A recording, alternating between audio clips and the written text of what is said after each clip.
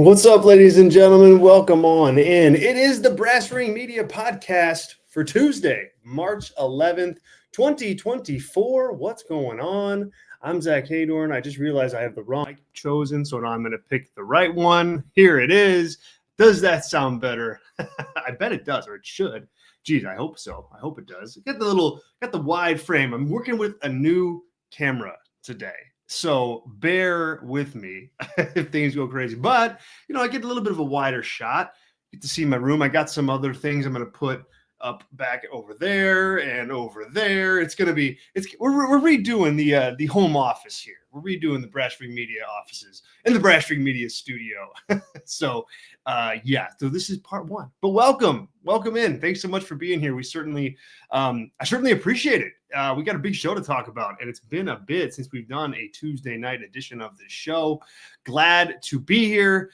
We are on the road to WrestleMania. We are on the road to we're on the post avenue of AEW Revolution. We got Raw to talk about. Huge NXT show tonight. NXT Roadblock, which I haven't seen yet, obviously, because I've been preparing to do this show. And and just so much more. So much I want to get into. Thank you if you are joining in on YouTube. Appreciate that. We are partners with the One True Sport YouTube channel. They air all of our Brass Ring Media content live right there on their YouTube channel. Such a cool partnership. Got to meet some really cool people, cool wrestling fans. So thank you if you are watching on YouTube. If you're catching us on X, either on the One True Sport X channel or the Rob Van Dam X channel, thank you for checking us out. Hopefully you stick around and check us out more often. But all of our stuff can be heard live right here. And if you want to just download these shows as podcasts, we do have a Brass Ring Media podcast feed where all of the Brass Ring Media shows. So that's 2 Brass Ring Media podcasts here. That's the Kick-Ash podcast on Saturday morning. That's all of Robert Vallejos' shows. All of those hit the Brass Ring Media podcast feed. So check that out and hit subscribe to that. It's totally free. All of that content is free. Just want to make sure that it gets in your hands. That is the key. That is the key to all of this. So Brass Ring Media podcast feed, download, go. Just kidding. Thank you in advance. All right. Tyler Sage is normally my co-host, and he'll be around here in a second. He's running a little bit late from, I think he's got an improv class that is run a little bit late here, and so that's why he is running late to the show. He'll be here. We'll bounce all of this stuff, all of our topics off of him. But let's start with last night's episode of Monday Night Raw. I want to know in the chat, thumbs up or thumbs down on the show, because I'm trying to get a sense of like where people are at on this. Like, I thought it was a little bit of a downer of a show, given all they have to work with, and given the fact that it's the road to WrestleMania, and given the fact that it's, that this is the busiest time of year for the company. I just don't know that they should be having kind of down shows. And I thought last night was one of them. I thought last night was also just a bad show from a lot of different angles. We'll talk about Cody Rhodes and that promo, which I thought was not good. We'll talk about Rhea Ripley and everything that happened with her, which I also thought was not good. But the main event was excellent, as Eddie is saying in the chat here. Thumbs up to that main event, or thumbs up thanks to the main event. Yes, Seth Rollins and CM Punk, I thought, thanks, Eddie, I thought brought it pretty significantly in the main event. I thought they had a good cage match. I sometimes get annoyed with the kick out finishers and the over and abundance of them in big time wrestling matches. But I think if you, just like anything else in pro wrestling, and if you listen to the show, you could probably predict what I'm going to say. But just like anything else in professional wrestling, if you tell a good enough story between your opponents or your teams or whatnot, if you do the work on the front end, I think you can get away with some of that, kick out craziness. You got to put the work in, though. You got to make it matter. And with CM Punk and Seth Rollins, I just think that there's so much history there. There's so much hatred there, that you could, if you were going to attack this from a sports perspective, right, you could figure that these guys got up extra for this match. The adrenaline was pumping a little bit harder, right? The competitive juices were flowing a little bit faster, and there you go. You can talk yourself into a situation where, yeah, maybe ordinarily you wouldn't kick out of 3 GTS or 3 stomps, but in this situation you could. So I was fine with that. I thought the match was good. I thought the match, this was a type of cage match that didn't need a Spanish fly from the top rope. I liked that too, though. And I thought that was really fun also. And I thought that really made for a good moment on that show, but this match didn't need that. It's a different company. So, you can't really, I joked on Blue Sky during the show, like, hey, when is the Spanish fly coming? Obviously you knew it wasn't going to, but Punk did take a big bump from the top rope. And so, or from the top of the cage. So that was interesting, but yeah, no, I thought it was a good match. I thought it was well worked. And then more importantly, I guess, Roman Reigns comes back and he attacks Seth Rollins. He essentially wins the match for Seth Rollins by dragging Seth out of the cage and then laying an epic beatdown on him. So, that was expected. I think it just was a matter of when, not if. You figure Roman, Seth, and Punk are going to be on the WrestleMania card. They got to start building that match. And more, it looks like they're going to be doing the triple threat between those two. I think it's all but a certainty at this point, based on what we saw at the end of that match. You had Roman destroy Seth, and then you had Roman destroy Punk after Punk was in the ring being helped by Paul Heyman. So they got a lot of threads to pull there. I liked the angle. If we keep it to last night's Raw discussion, I thought Roman looked tremendous. Of course, he got a really, really big reaction. That's great. And it's just, I think the question for me is, how do you make this match, compelling enough to be in the main event of night one? Because I think that's what you're probably looking at here. Roman, Seth, Punk, night one main event. I think that Jay versus Gunther might try to give that a run for its money.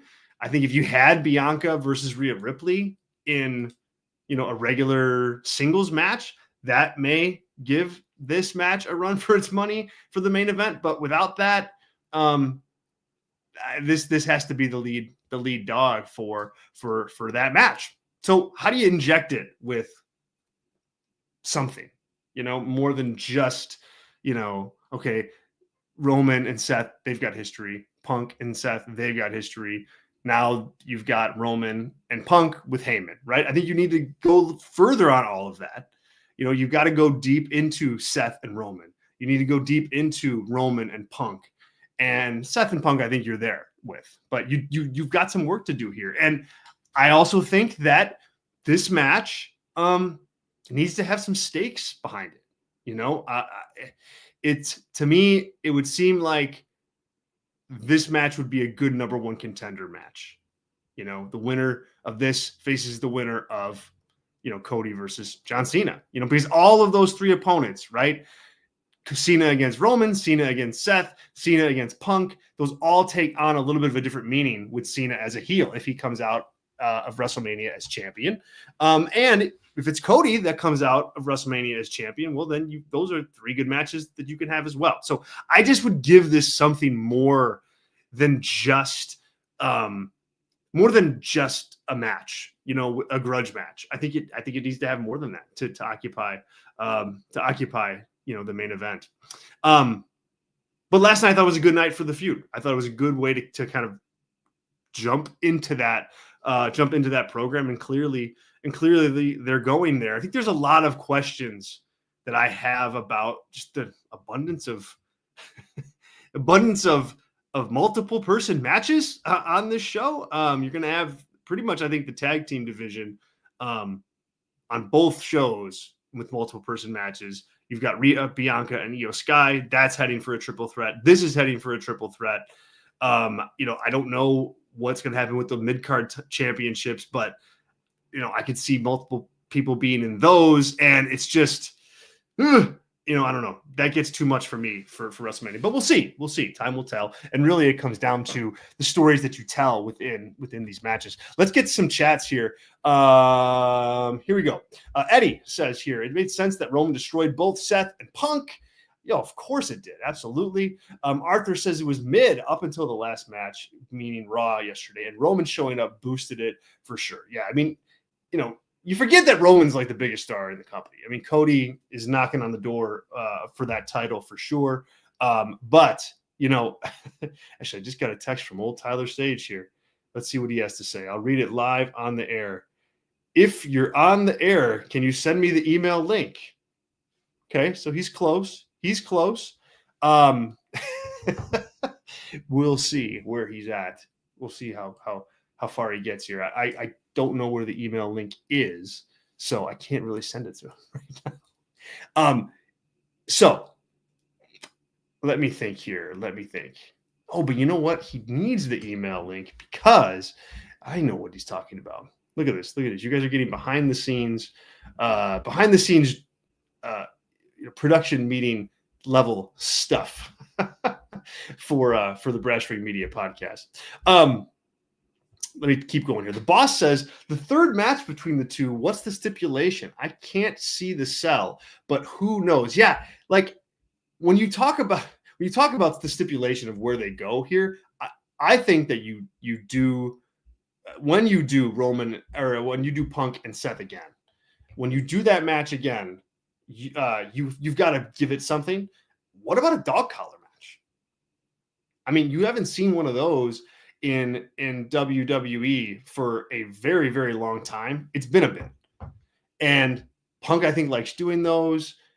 He's got a good track record of those. And I think that would give this more of a unique kind of finish to the feud if it was some kind of dog collar match type deal. So let me put up Boss's message there. Yeah. So I don't see the sell either. You've done kind of the cage thing. So I think I would look at dog collar or something to that effect. Mr. Skinny TV, what's good? What's going on, Mr. Skinny? Good to see you. Thanks for joining in the show today.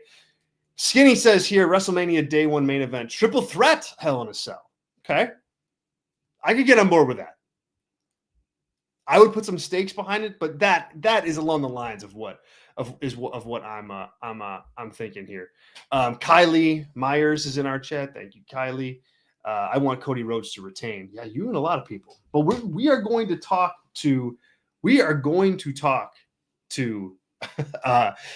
about Cody here in a little bit, because I didn't think he had a great night at the office. And Kylie also says we obviously need RVD versus Ricochet. Yeah, I mean that'd be a good match for them to have. Sidebar to AEW. Ricochet's the heel now, so that makes sense, Kylie. It certainly does.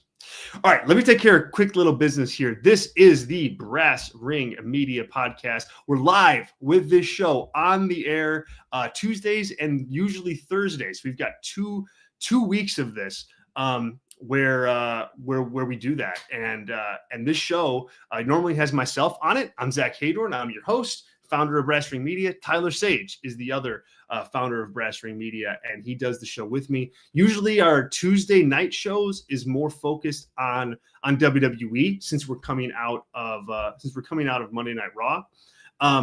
But we also focus on AEW on our later in the afternoon shows. So we focus on Dynamite, or we focus on builds to pay-per-views. We really try to give both companies, a fair shake when we do this. And we also sprinkle in, talk about New Japan, the New Japan Cup tournaments going on. We talk about the G1 when that's there, and all sorts of other things. TNA, ROH, when the time's right. NXT, we do some NXT stuff, but we do a lot of it here. We also do a lot of it for our members. So if you want to become a Brass Ring Media member, we would love to have you. It would be amazing for you guys to come test us out for WrestleMania season. We give our members one member-only podcast once a week. That's every week. Our members can catch all of our pay-per-view and PLE review shows, including this past weekend for AEW Revolution. That went up yesterday for our members. We also did one for Elimination Chamber 2, and we'll be doing one for Dynasty, and, of course, both nights of WrestleMania. We'll have plenty of WrestleMania content for our members, too. So now's a great time to check us out. Head over to Patreon to find us, patreon.com/BrassRingMedia. That's how you do that. Patreon.com/BrassRingMedia. We've got a $4 tier. Gets you access to everything. $4. Gets you all those extra podcasts. It also gets you access to our Discord community. It gets you access to our newsletter that we put out every single day. You get access to all of that. It's all part of your membership, and it's only $4. So, do what Kylie says here. Hell yeah, I'd love to be a part of it. Dude, we would love you to be a part of it. So check us out. It's patreon.com/BrassRingMedia. Okay, so also, as far as tonight goes, you can participate in the show. We got the live chat open. I've got it ready to go. We got tons of people jumping in right now. I try to follow that as best as I can, and we'll do my best to keep on doing that. I also have the super chats open and available to you if you are able to make a contribution that way and ask a question or put up a topic. We certainly would appreciate that. The super chat feature is the lifeblood of what we do here at Brass Ring Media since the very beginning. So if you can help us out and do that, that would be wonderful. We certainly would appreciate that. And it would help not only the show out, but it would help keep us running and keep us doing what we do here and covering pro wrestling the way that we think it should be covered. And we're glad that you guys support that. So thank you in advance. Okay, now that all the plugs are out of the way, I mean, we do got to take care of business, but now that all the plugs are out of the way, let's keep talking about this week's episode of Raw. So we pretty much tackled Seth Rollins, Roman Reigns, and CM Punk. Although I will say this really quick about that. Punk and Seth, I thought that WWE did a nice job of kind of setting the table for that match. You really had them work hard to make that match feel like a really big deal. And I thought, to that end, they did that. Oops, wrong one. I'm switching up our podcast thing here because we do have the one and the only Tyler Sage is here. What's going on, man? What's up? I'm a guest though. I can't add myself. I can't even look at. Yeah, you're a guest today. Yeah. Let me see. Can I look at the comments? Okay, good. I can see comments. So you can see comments. Yeah, you pretty much have everything. But except you just can't. I can't take yourself out. I can't mute my. Oh, I also can't mute myself, which is a dangerous game. So we'll see how that goes. Boy. Yeah, I gotta pull that up. Actually, hold on. Trigger finger here real quick. See, I can. Never mind. Good. What's up, dude? Hey, what's up? Man, what'd you talk about? We've talked about Punk and Seth and the match yesterday. A little bit of the Roman thing, but let before we change topics, we haven't really even got to a topic change yet. Okay. Go on. What you thought of that match, and don't compare it to Fletcher and Ospreay because it's really it's almost impossible to do that. Yeah. But also talk about the Roman Reigns involvement and whether you liked it and whether you liked that direction for WrestleMania. Yeah, I liked the match. I thought the show did a good job booking, building to it, making it feel important. I think Raw has done a really good job on Netflix of building up their main events because they started like 9:50. But talking about all the steel cage matches in Madison Square Garden of the past made it feel impactful. I thought that helped. I like that both characters did not escape when they easily could have to win that match, which worked for both of them. And proved that neither of them were heels either, which I think is positive long term here, especially for a Cena run as a heel. Yeah. To make sure all those guys are going to be strong in that capacity. It was also the best use of the door ever. For real, I was like, wow, that's why you have a effing door, man. Yeah. And what a spot. Imagine you're standing. Yeah, if you've been in an indie show, whatever, you stand next to the ring. Just think about how hard it is to rip somebody like through. Did he rip him through like the first and second rope, or did he pull him underneath? No, I think it was first and no. second rope. Yeah, it was. It was. Yeah, like good lord, that is an impressive thing that doesn't look impressive. And he did it like so freaking easily. Like so easily. It's it's like just ragdoll insane. Seth Rollins, who's Yeah. 6'3", 230 or something like that. Yes. So all that was really good. Yeah, fun match. Good stuff.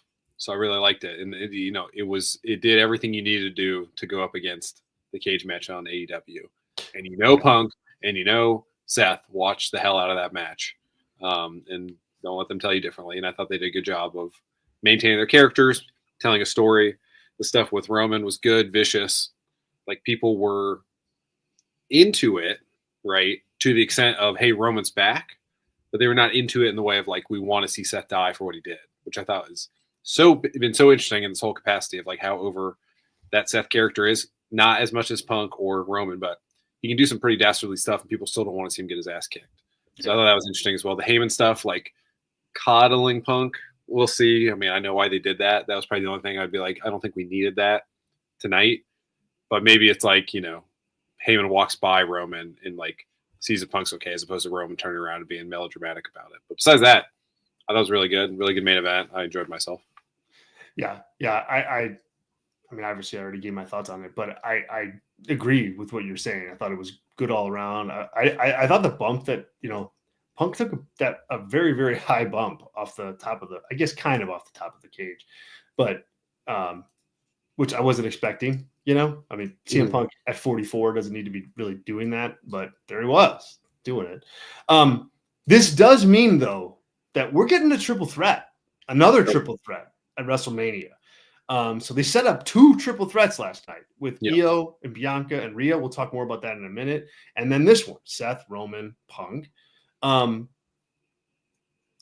like I think that they can do a lot to make me excited about this match by the time it comes around. At the same time, and I don't know, I do think that, you're better off, I think fundamentally, with Roman and Seth and Punk in singles matches at WrestleMania. Like I just generally speaking like that better. So I'm not saying that this is going to suck, but I am saying though that they really need to like do a lot here to really make this worthwhile and make the fact that you're not getting singles matches at WrestleMania from any of those guys worth it, because you're just so excited for them to have this triple threat match. So I'm here for this, but I do think they have a lot of work to do because this is a triple threat without any stakes. Yeah. And like, if you're handicapping this currently, are you like yes or no on there are stakes, or is this just straight up like a grudge between them? I think that they could put stakes on this. I think they could someone suggested earlier in the chat that, hey, maybe you could put, you can do this in Hell in a Cell if you wanted. I don't know that I would necessarily need that, but I think you could slap a number 1 contendership on this, and then you have something pretty darn significant, for Roman and Seth and Punk. Like they're all angling towards that. And all of those matches make sense for a heel John Cena coming out of WrestleMania, and they're all pretty damn big. So that's what I would do to kind of put some extra. Yeah, but like their number 1 contender for Cody. Yeah. So for Cody, I guess, I don't know, undefined. Is that the Raw after WrestleMania? Is that SummerSlam main event on Sunday? Yeah. Undefined. Yeah, I think it could be undefined. I think that's okay. But geez, you'd make it even bigger if you put it at SummerSlam or Hell the night after on Netflix. Like, geez, that'd be huge too. But I guess I can be convinced a lot of ways on that. But I think if you have something on the line here, that's important, I think, to me. Yeah. Cool.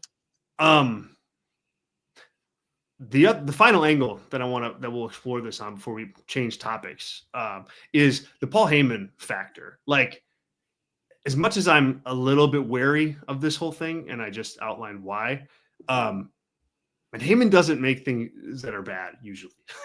And like, I think it's worth giving this the benefit of the doubt because Paul Heyman is involved.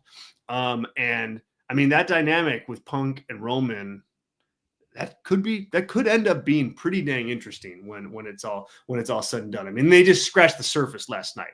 They barely touched it, but there's depth there if you want to take it.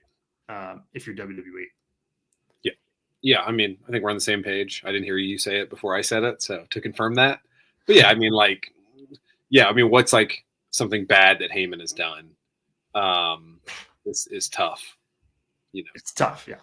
So it's that of all of the stuff during WrestleMania season, feels like they definitely had a plan, or at least like, hey, there's like options here for like this favor compared to even like the Rock, soul stuff.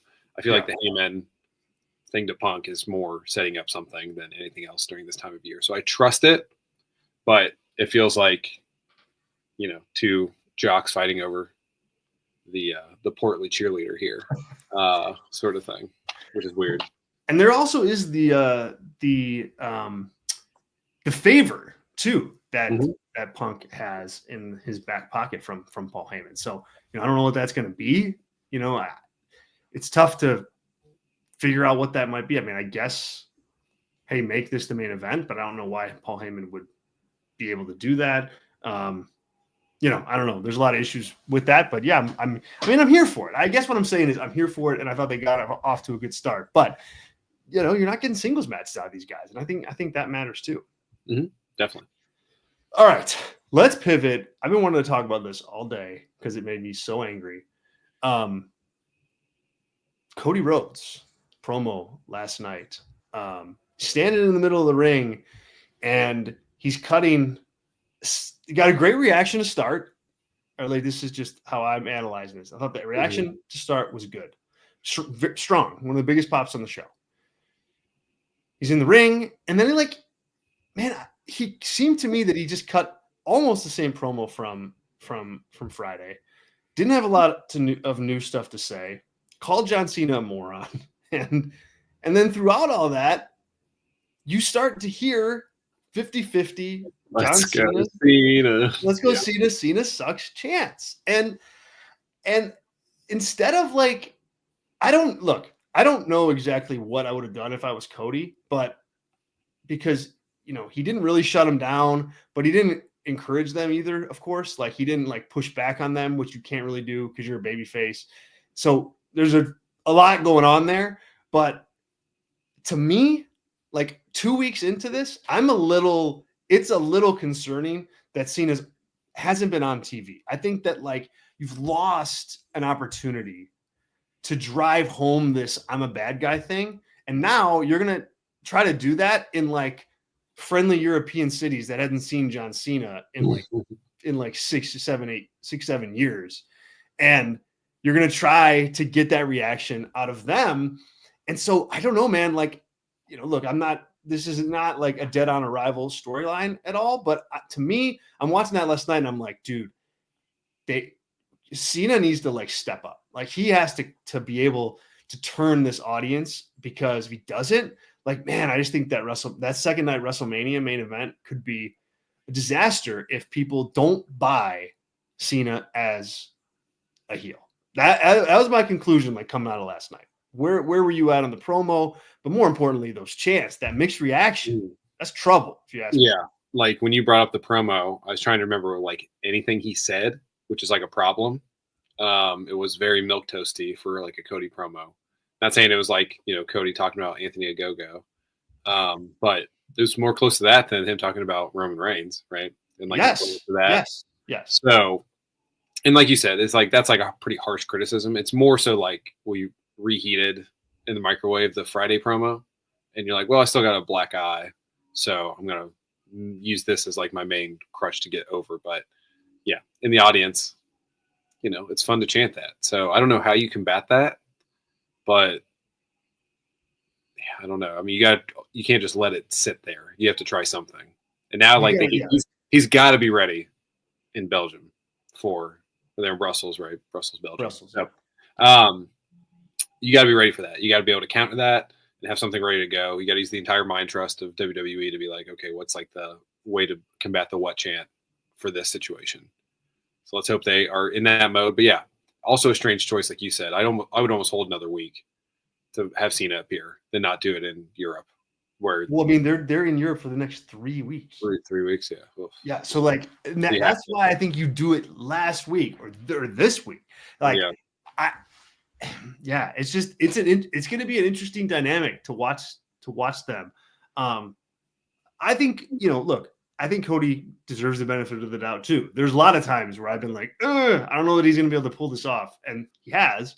So we'll see. But it's less on him, really, and more on Cena to like actually actually do this and to actually get people to buy in to him as this bad guy. And so I think it means a lot of changing what you do, changing your body language, changing your mannerisms, changing facial, like we talked about. Like, you got to show that like your soul's gone. It's with The Rock. You sold everything for the 17th title, and you got to come across that way. You got to come across that the fans don't matter. The chants annoy you. Like, you have to pivot on all that. It can't just be, the same old John Cena thing. And, I don't know, man.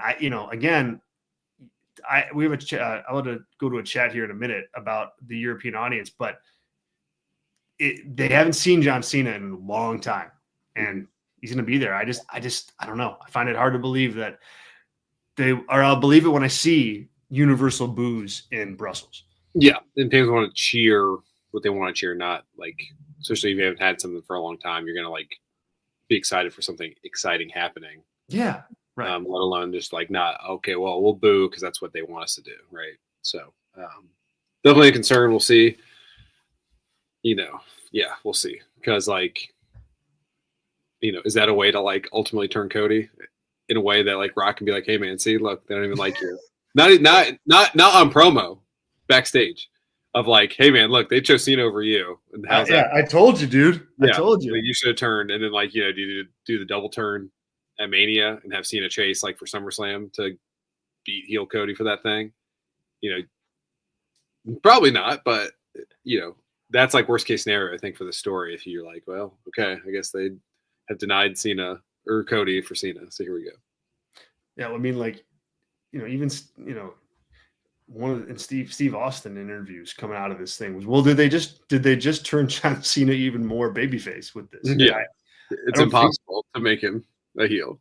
Yeah, right. I mean, I don't know, but I mean, it's certainly something to think about at this at this juncture, given that reaction. Again, like, I think, like, okay, if that reaction comes in 6 weeks or something like that, all right, or like WrestleMania, right? You got a portion of the audience that just loves John Cena.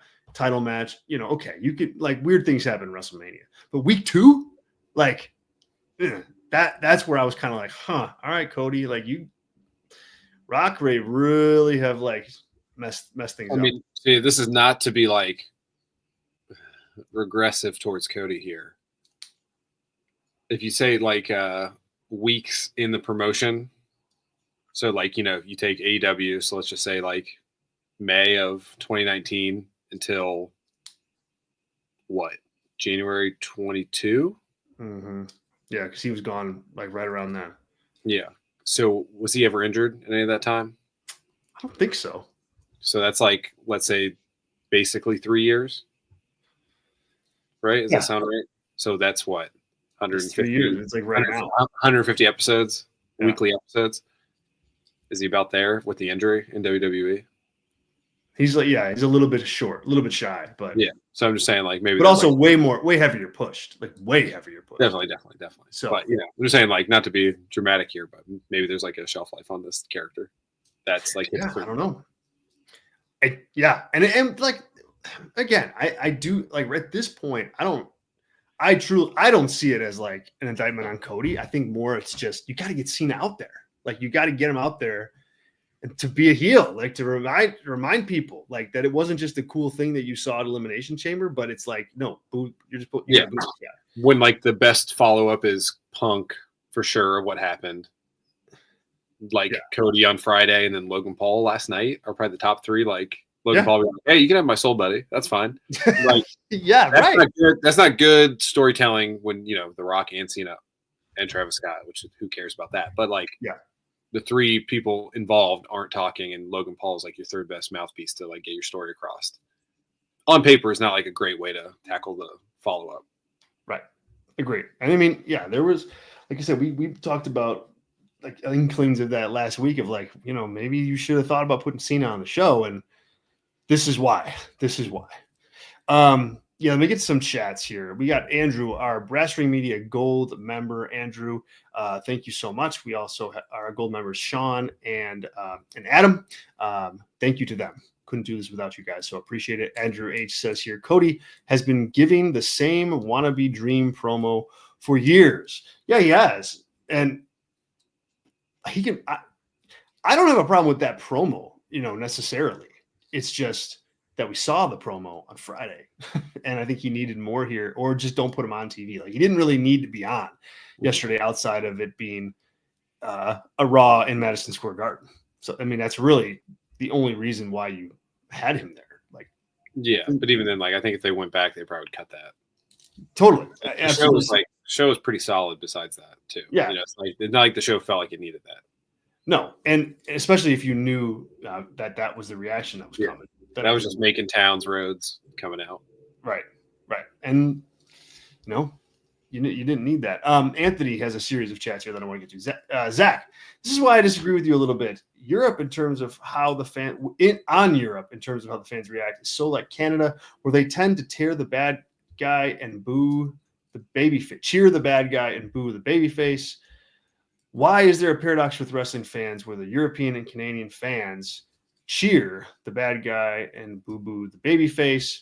But the Americans fans tend to do what traditional fans do, and that's boo the bad guy and cheer the babyface. I have a theory. Go ahead. Yeah. I mean, my theory is like, look at these demographics of the crowd when you are in Europe. For a lot of these shows, they don't come a lot, and like, what is that? Like, are there any children? Yeah. No, because like there's only so many opportunities, and people are like our age buying tickets because they have seen them once or twice in their life, right? And in America, it's a lot more families that are more open to like going with the flow of the show. And over there, it's a hotter ticket, and therefore you have more hardcore adult fans who want to do what they want to do. Is my theory. Yeah, I agree with that, and I also just think in recent history, the biggest stars in WWE have been heels, like Roman Reigns, heel, Brock Lesnar, heel. I mean, those are like the two guys on that level. Like, nobody else has really touched that level. Mm-hmm. So, some fans cheer for stars, regardless. And I think you got that there. And that's why I think you might get here too, which is why he needs to do a good job of turning them. But point taken, Anthony, for sure. Andrew H says here, give him credit for his go home line. The want some, come get some thing. He did get that right. Yeah, that was good. That's a good line. That's what I mean. I did not hate the promo on Friday. And I didn't even hate the promo itself yesterday. It just was more so like the circumstances around the promo, just 2 days apart, were very different. Like on Friday, that crowd was universally behind Cody Rhodes and against John Cena. And here you got like a pretty strong 50-50 Cena chant. So not sure what that tells you yet, but it tells you something. It's something to. Yeah, it tells you that MSG crowd is going to be way more like your WrestleMania crowd. Yes, for sure. Than the Friday. Where are they at Friday? Where were they Friday? Good question. I don't know. Yeah, it doesn't matter. But it's a regular town. So, you don't think the people that forked $10,000 for ringside seats or whatever are going to be like not wanting to see history with John Cena winning right in front of their eyes? Like, come on. No matter what they do. So you got to build that in. It's true. It's true. Yeah, you have to build that in. And that's why you have to do you have to work even harder if you're John Cena to get it. Like, I think if you were in, I don't know, what's the town we always talk about being, Corpus Christi. If you were in Corpus Christi. Hey, to be fair, that's what I talk about. You don't, you don't crap on them like I do. No, but I will. It's not crapping on them. It's just that if this show next week was in that city, I think you would count on, all right, you're probably going to get the reaction that you want. But in a raucous crowd, like in Europe for the first time in like forever, forget it. Like, I just think that it's a lot less sure that you're going to get a certain reaction, and you need to work for it. And I mean, seems a pro, so we'll see. Can I ask a unrelated question? Yeah. Did Obo Femi beat Moose, or are they doing some chicanery there? I don't know. I don't know. If anybody's watching the chat, I'm not because I'm actually interested in that match and the result, obviously, of the women's match. So yes. Feel free to spoil me in the chat. Spoil me in the chat. If you don't want to get spoiled, this would probably, I want you to stay, but like I can't guarantee that spoilers aren't going to pop up. Yeah, just block the chat. Yeah, block the chat. Yeah, because we're not watching, so yeah, we won't react. I just want to see it pop up, and I will say, that's interesting. Yes, I did hear it was a good match, but I didn't get the results though. So I saw that it was an interesting match. So, I mean, I will say this, like real quick sidebar. If the chat is any indication of like wrestling fans doing something else tonight, like chat's much quieter. So, I don't know. That could be a good sign for NXT. And what was they built definitely a good show, and they were promoting it pretty good last night. Yeah. It is a big show. It's a big show. Sean, our other gold member, is in the chat. Just checking in. Says it's Brussels checking in before the NXT main event. What's up, Sean? Good to have you here, man. Glad you checked in. Sean says the NXT has been a great show. Ours has been great too. Okay, Mr. Gold member. Thank you. I just like that. You should have just popped up the Belgium only comment, just like Sean's out here just naming countries in Europe. Just naming countries like Cody Rhodes makes the towns. Yep. Sean, thanks for dropping in, man. It's always good to see you.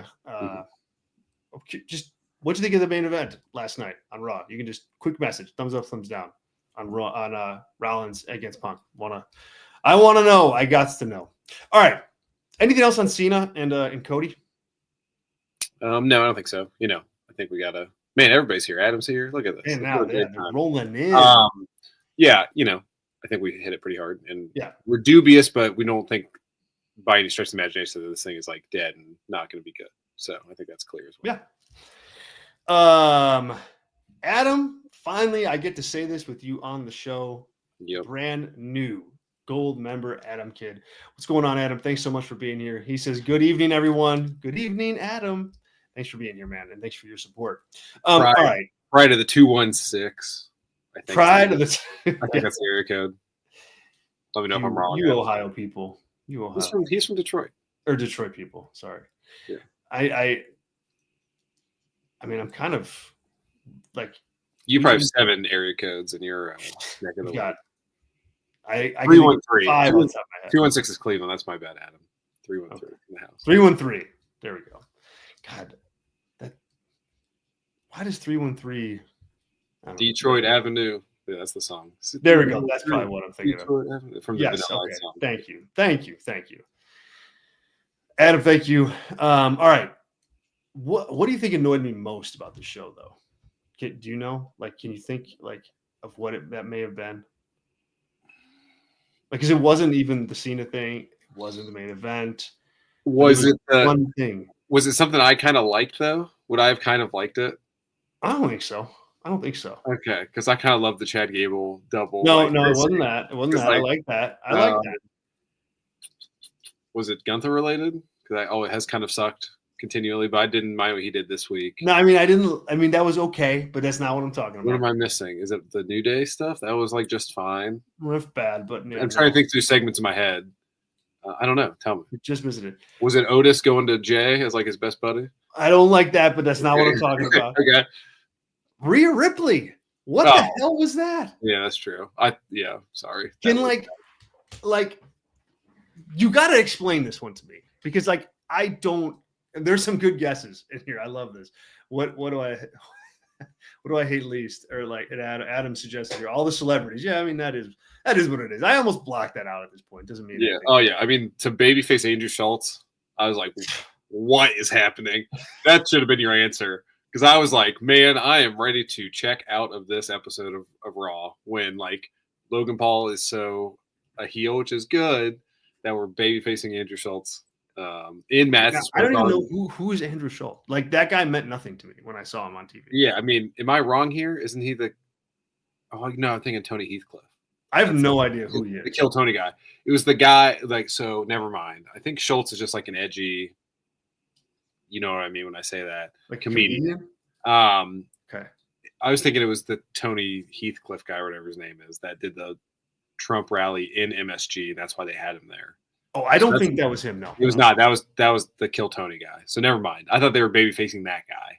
Yeah, he's a Rogan guy. So there you go. Okay. He's like, yeah, more of a current Rogan guy than like Tom Segura and Burt Kreischer, which they were like the OG guys that kind of moved away from him. You know, that they are the Jey Uso of heel Roman Reigns, sort of think of that equation. That's a fun show. Is he actually a celebrity though? This guy? He's got a Netflix special that Pat McAfee loves, and Pat McAfee loves everything. Well, except for the women's match that was on the show. He was true. He was bored as hell for that. Oh my god, yeah. God. Bailey, and that also sucks. But anyway, the Bailey and Raquel match, I think, you know, Pat could have used some enhancement on that one. Yes. Well, I mean, I just thought the Rhea Ripley thing was terrible. Like, I thought it was just one of the worst things that they've done since Triple H has like taken over the booking, because I thought she looked like a petulant child. I thought she looked whiny. I thought she looked completely out of touch, like, and trying to convince the audience that like they didn't see what actually happened, you know, between her and Bianca Belair, and it was entirely her fault, you know, like entirely Rhea's fault. And I just thought it was really unbecoming, you know, to like, I thought if you were going to take the finish of last week and like turn it into, I don't know, and I didn't like the finish last week either, but if you're going to do that and you're going to follow up with, you know, Rhea kind of just finding herself a little bit, finding her focus, you know, recognizing that she, got too worked up about this Bianca thing, and you went down this like journey of like some character development for her. Like, okay, I still think it's bad booking, but fine. You know, you can get there. She's still a strong babyface that people like. Boom, you're in a good spot. Here, it's like, what's there to cheer for? Like, what, you know, why would you want to get on her side? I mean, Bianca looked totally reasonable. She looked totally like in control. She, you know, she just came across way more likable. And look, Rhea's like one of your biggest stars on the show. I don't understand the lack of recognizing that and like treating her as such. Like, you wouldn't do Punk dirty like that. You wouldn't do Cody Rhodes dirty like that at this point. To me, like, she's not on like that level, but she is, when you think about week to week in the show, the women's division in the company, like she should be. And they have not treated her that way. And I think it's befuddling as to why not. And this is like the ultimate cherry on top of that. I thought it was just horrendous. Yeah, very Gunther-like. Right? Yes. Treatment of like a champion that they had everything right and they like wanted to do something. Yep. It's not working, and they're like continuing to double down on it. Yes, exactly. Yep. It's a strange choice for sure. So yeah, I don't, and like no one like looks good in this situation, right? Like, you know, Io Sky is like out there. Oh, she's doing a promo in the middle of the ring. That's interesting. Like, they really are like going with her, and then totally gets cut off. And it's just like for Bianca to look petty and bad, and Rhea to look petty and bad, and then Io Sky to look like the third wheel and the fakest champion of all time, because the story's not about her; it's about these other two women. Yeah, not a good combo all the way around. Like, this one is a very forced three-way because they wanted to more than out of necessity.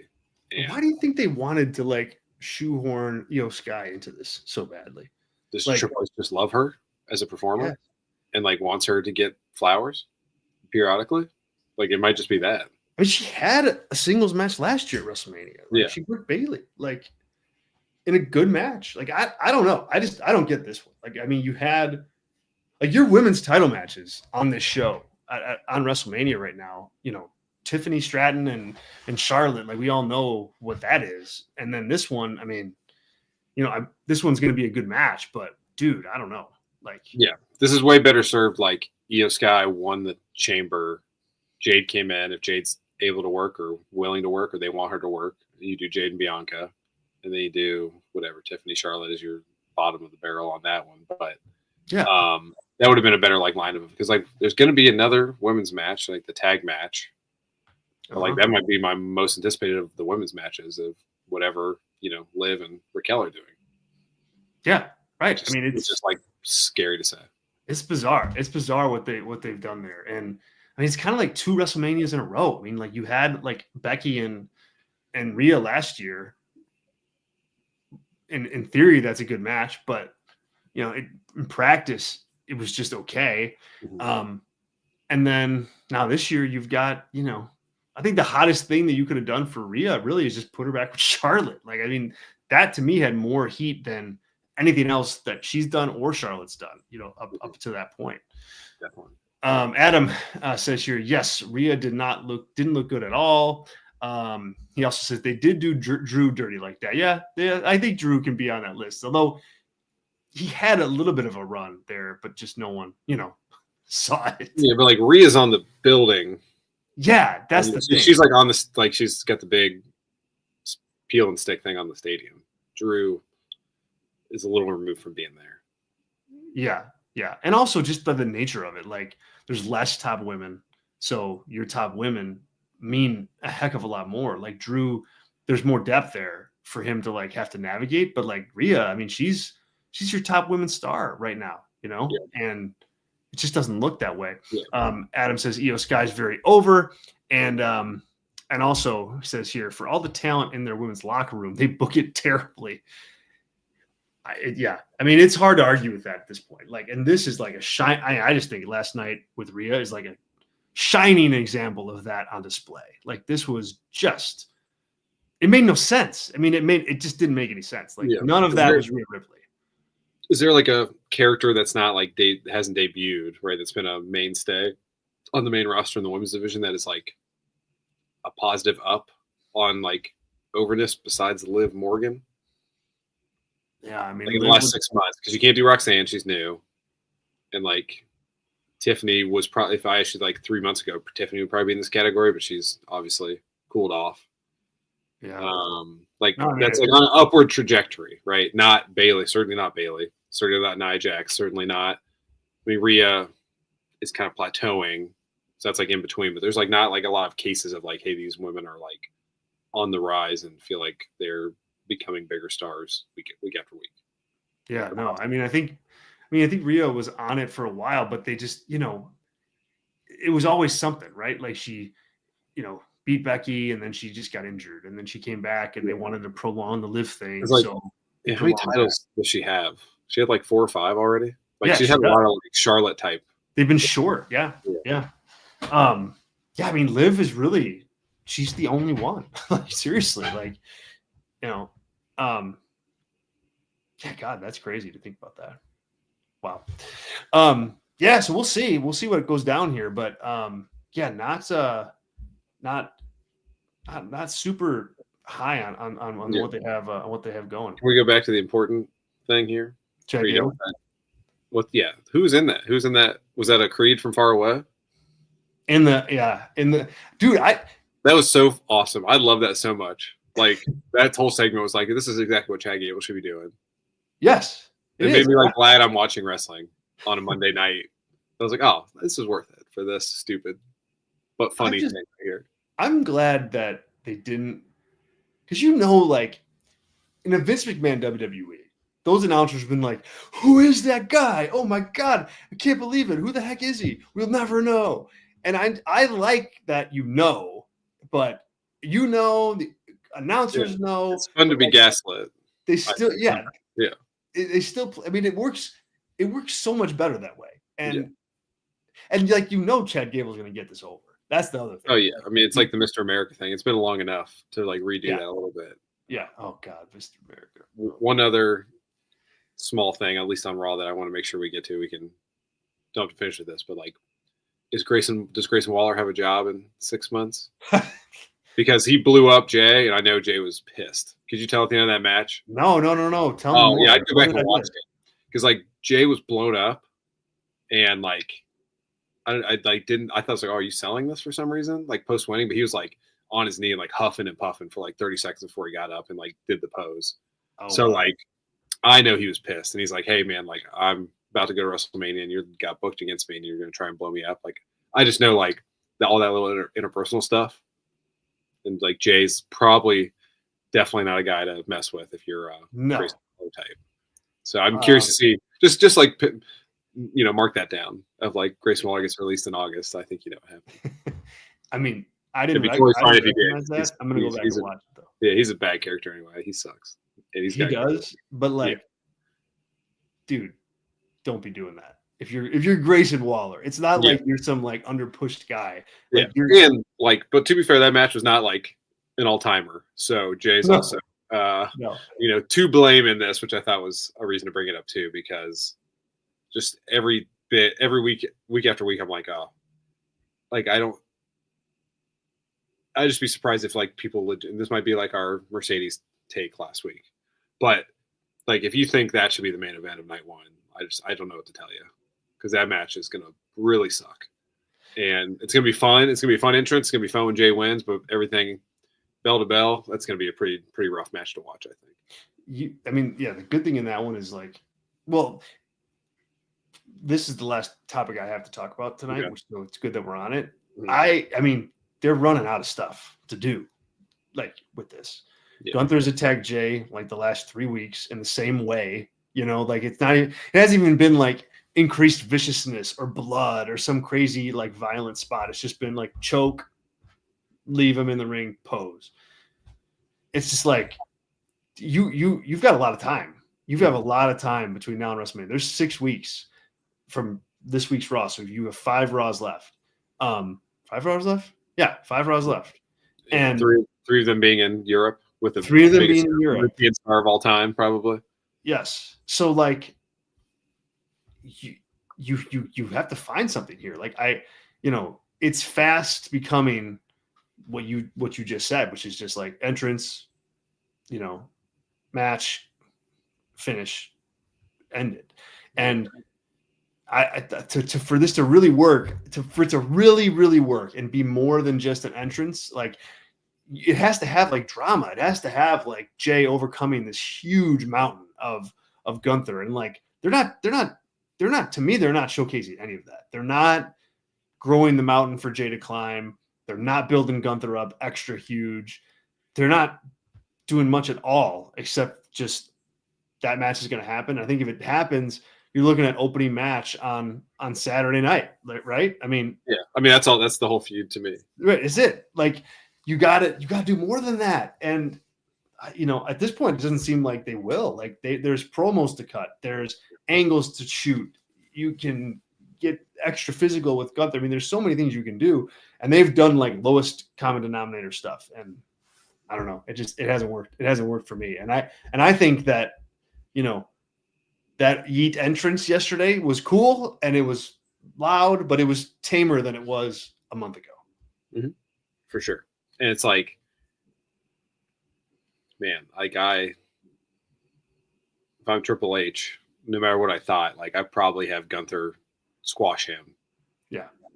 Like not saying like Sheamus and Bryan Danielson, but I don't know. I think that'd be better for everybody. But here we go. Yeah, I mean, and I've said this from the beginning. Like, you should just wait and see. No need to decide who goes over on that until day before. And have whoever wins that, I think, is ripe to get beat by somebody on the Netflix the day after. Yeah.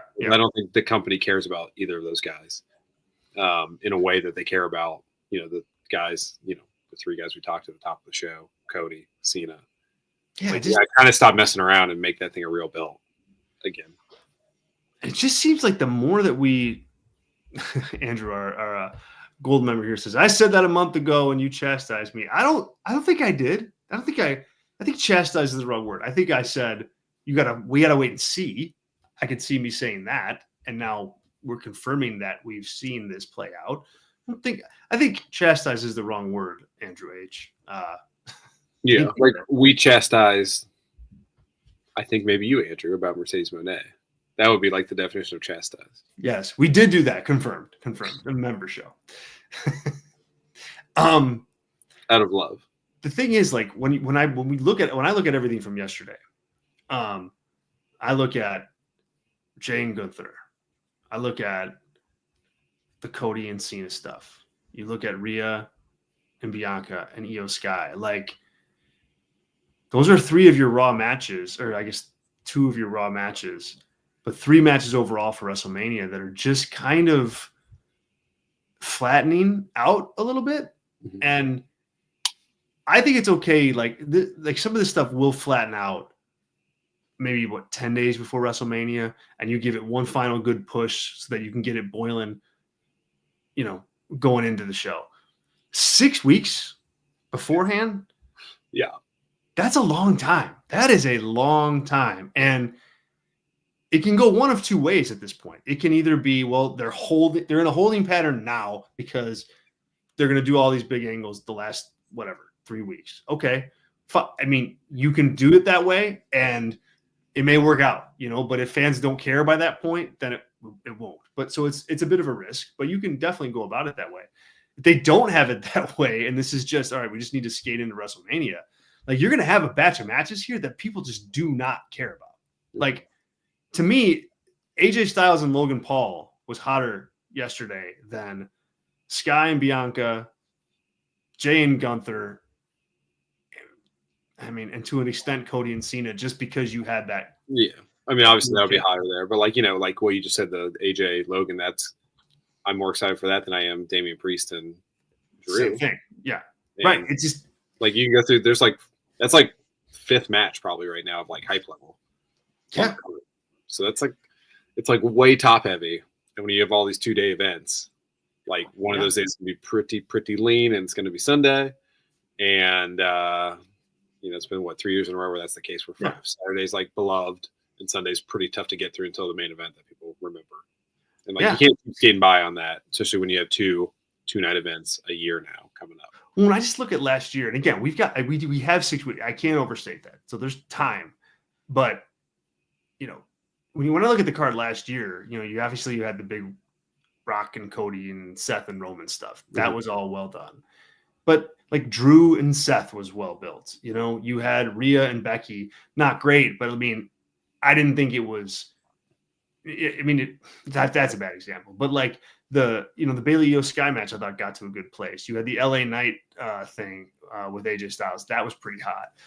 So I just think you have a card right now for WrestleMania that is kind of teetering on the edge of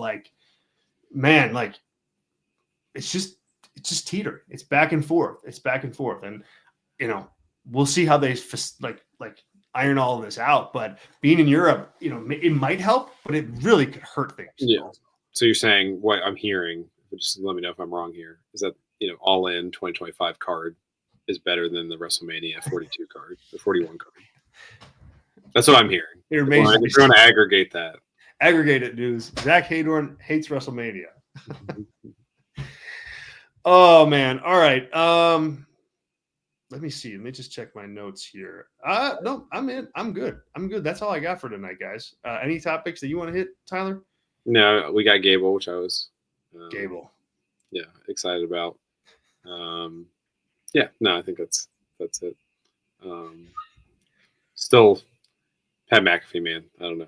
I know I haven't talked about it for a minute, but he's pretty brutal to me. But that's just a personal take. You don't like when he eats? Well, especially when he was when Michael Cole was in the ring for the Io Sky entrance and McAfee was trying to do all the commentating. I thought it was very, very much proved his lacking in some areas, I would say, to be. And he can't run the show. He can. I think that was clear. He can be a guy. And he would not ever say he could either. But no, I don't think so. Yeah. I don't think so. But yeah, it was just that was a strange choice. Yeah, I don't know why Cole had to couldn't just walk out there after all that was said. I don't know. That was just I like all that producing stuff. It's what a strange call to be hey, let's put him on an island, see what he does. And it was just not good. No one's gonna remember that, but I was this is a strange choice. And they did it, and I don't know why. So yeah. All right. Man, fun show, guys. Thanks so much. Thanks to everybody in our live chat tonight. Our gold members, Andrew, Adam, Sean, appreciate you all. Also, thanks to the boss and Ricochet's agent in the chat. Yes, Kylie, who's big on Ricochet. Sorry I couldn't get to more of those, Kylie, but thanks for joining us. Yeah. The Thursday show, please join us, and we'll definitely be talking Ricochet because I'm sure he's going to be doing some stuff on Wednesday. We're going to be talking a lot about that, and if you decide to become a Brass Ring Media member, you can talk all about Ricochet in our in our Discords. But Brandon and the boss and others. So thank you so much, you guys. As I said at the top of the show, if you want to get these shows, these live shows as podcasts, subscribe to our Brass Ring Media podcast feed. Wherever you get your podcasts, we're there. Just search Brass Ring Media, and you'll find it. Also, make sure to check out our written newsletter. It goes out almost every single day. We'll have some new content hitting it ahead of WrestleMania, which is exciting. So check it out. It's totally free to subscribe. And finally, Brass Ring Media membership is $4. That's it, $4, and you get a whole mess of content just like this all throughout the week. It's $4. It's on Patreon, patreon.com/Brass Ring Media. Thank you all. Tyler, appreciate it, dude. We'll talk. We'll talk soon. Yep. See you guys. See you guys.